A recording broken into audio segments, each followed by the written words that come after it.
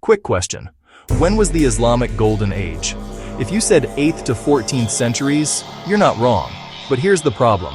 By calling it the Islamic Golden Age, we've created one of the biggest distortions in how we understand history. And it's not just misleading. It's actually erasing the achievements of Islamic civilization itself. Here's the story most people learn. Islam emerged in the 7th century, rapidly expanded, then from roughly 750 to 1258 CE, experienced this incredible golden age of science, mathematics, philosophy, and art. Scholars in Baghdad translated Greek texts, invented algebra, advanced medicine and astronomy. Then, it declined. The Mongols sacked Baghdad and Islamic civilization never quite recovered its former glory. Rise, peak, fall. A neat story. But it's wrong. The problem isn't that this era wasn't remarkable. It absolutely was. The problem is that one word, the. By designating this as the Islamic Golden Age, we're saying this was the apex, the peak, the high point, which means everything that came after was what? The decline, the fall, the downhill phase. We've taken 1400 years of history and created a narrative where Islamic civilization peaked in the Middle Ages and has been declining ever since. Look what this framing erases. The Ottoman Empire at its height in the 16th and 17th centuries, one of the most powerful states in the world, with advances in military technology, architecture that still awes us today, and a sophisticated administrative system. Safavid Persia, a renaissance of Persian culture, art, and Shia scholarship. The Mughal Empire, architectural masterpieces like the Taj Mahal, miniature painting traditions, administrative innovations. All of this happened after the so-called Golden Age.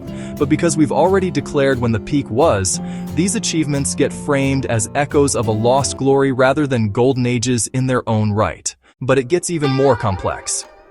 It wasn't just Muslims having golden ages at different times. Under Islamic rule, multiple communities flourished. Jewish communities experienced their own golden ages, particularly in Al-Andalus, Islamic Spain, from the 10th to 12th centuries. Scholars like Maimonides, poets like Judah Halavi, produced some of the greatest works in Jewish history.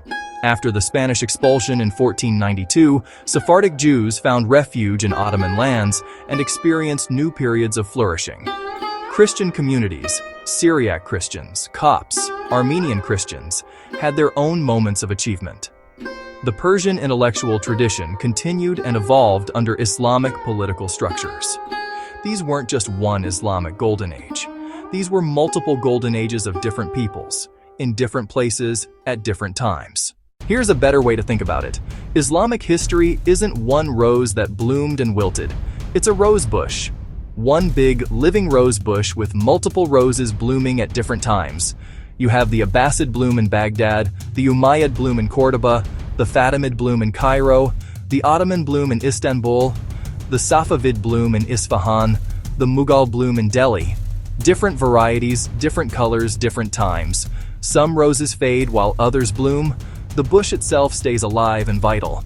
And here's the key. There's no reason the rose bush can't produce new blooms. New golden ages. But if you've already decided that the golden age happened centuries ago, you're declaring the whole bush dead. So why does this matter? Who benefits from the one golden age then declined story? Colonial powers certainly did. If Islamic civilization had already declined from within, European dominance wasn't conquest. It was just filling a vacuum. Orientalist scholars reinforce this.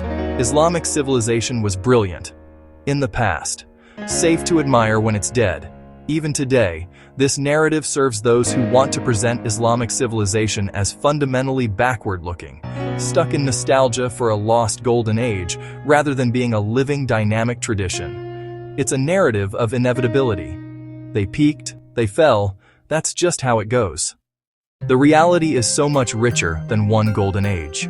Islamic civilization has been a framework that enabled multiple peoples, Arabs, Persians, Turks, Berbers, Central Asians, Southeast Asians, and yes, Jews, Christians, and others, to have periods of extraordinary achievement.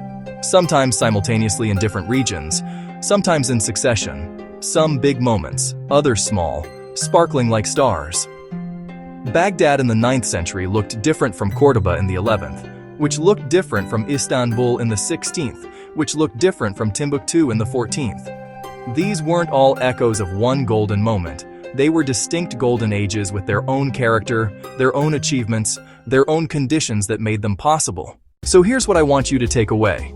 Stop thinking about the Islamic Golden Age. Start thinking about Islamic Golden Ages. Plural, diverse, spanning centuries and continents. This isn't just semantic.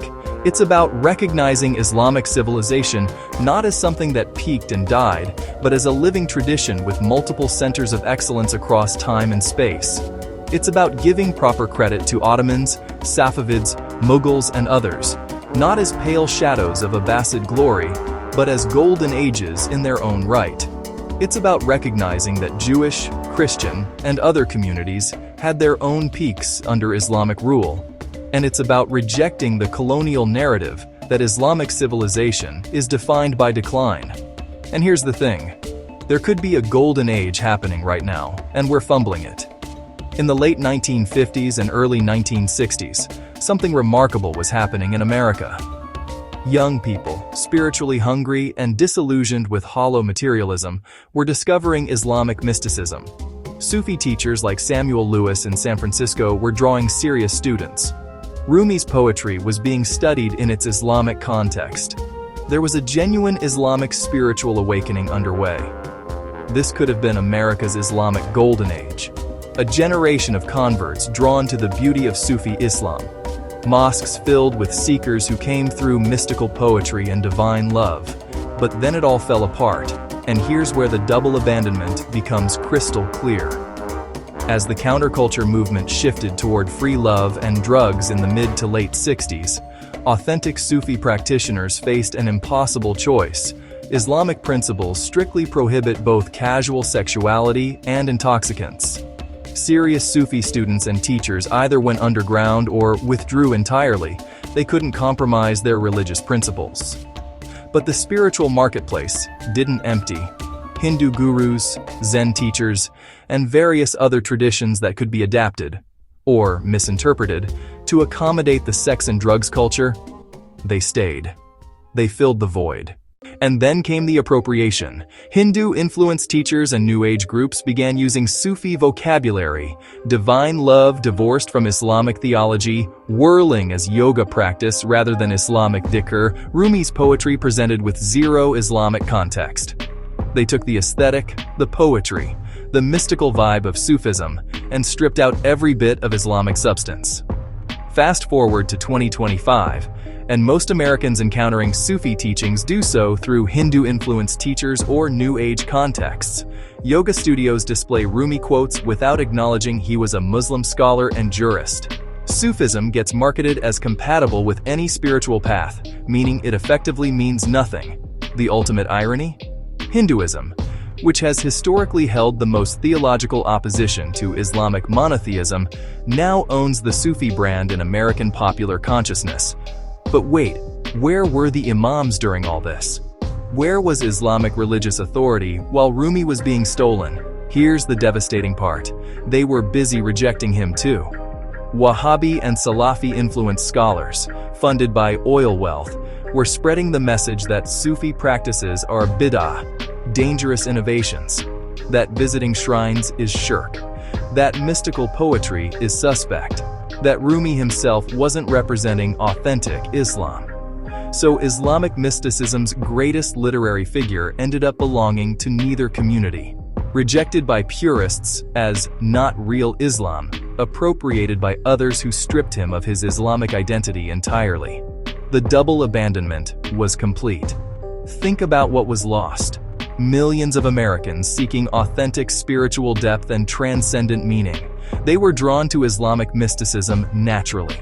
That generation could have filled mosques, could have created a uniquely American Islamic tradition rooted in Sufi spirituality, could have been a golden age. Instead, they practiced watered-down Islamic mysticism through Hindu teachers, or they moved on to other traditions entirely. All because Islamic authorities were simultaneously allowing external appropriation while internally rejecting the very traditions being stolen. We gave away the treasure trove and then declared the treasure wasn't even Islamic. That's not just a missed opportunity. That's a strategic catastrophe. And it's still happening. Right now, today. Every day another spiritual seeker discovers Rumi in a yoga class and never learns he was Muslim. And here's the most frustrating part of all this. In 2007, scholar Colemanbarks, who had been translating Rumi's poetry for decades in that decontextualized, universal mystic way, finally started acknowledging Rumi's Islamic identity. He began including more context about Rumi being a Muslim scholar, teaching Islamic law, devoted to the Quran. It was a step toward honesty, toward giving Rumi back his identity. And what happened? Muslims attacked him. Like petulant children, they accused Colemanbarks of Islamizing Rumi, of pushing a religious agenda, of ruining the poetry with Islamic context, and practically blame him of the de-Islamization of Rumi that had already taken place by opportunists. Let that sink in. For decades, Rumi was stripped of his Islamic identity, and Muslims said nothing. Yoga studios profited from his words while erasing he was Muslim. Silence. Hindu-influenced teachers built entire brands on Sufi aesthetics. Silence. But the moment someone tried to give Rumi back his Islamic context, outrage. Muslims accused him of doing what had already been done. Except, he was doing the opposite. He was trying to restore what had been stolen while we stood by and watched it happen. This is the double abandonment in its purest, most absurd form. We won't claim him, but we'll attack anyone who tries to give him back to us. We've become so committed to this strategic catastrophe that we'll fight against its correction. Music off for this, because let's reflect. This is where we are. 60 years into a strategic blunder so profound we can't even recognize when someone tries to help correct it. Islamic history isn't one wilted rose, but we're actively refusing to water the new blooms trying to grow. We've watched our mystical traditions get appropriated, repackaged, and sold back to us by others. And when someone finally says, "Hey, maybe we should mention Rumi was actually Muslim," we call it an attack. The question isn't just which golden age are you talking about. The question is, how long will we keep sabotaging our own? How many more generations will we lose to this double abandonment? If this made you angry, good. It should. Now share this video. Let's stop being our own worst enemies. Let's reclaim what's ours before there's nothing left to reclaim. So here's what I want you to take away. Stop thinking about the Islamic Golden Age. Start thinking about Islamic Golden Ages. Plural, diverse, spanning centuries and continents, and recognize that we could be living in one right now, but we're fumbling it through this double abandonment. This isn't just about being historically accurate. It's about recognizing Islamic civilization not as something that peaked and died, but as a living tradition with multiple centers of excellence across time and space, including potentially right here, right now. It's about reclaiming what's ours. Rumi was a Muslim scholar and jurist. Sufism is Islamic.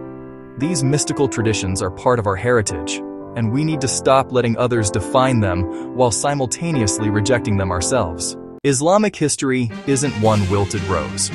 It's not a story of inevitable decline. It's a living rose bush that has produced extraordinary blooms across 14 centuries. Some faded, yes, but others grew in their place. And the bush itself? Still alive, still capable of producing new golden ages. The question isn't whether Islamic civilization had a golden age. The question is, which one are you talking about? If this changed how you see Islamic history, share this video. Let's retire the myth of the golden age and start telling the fuller, richer story.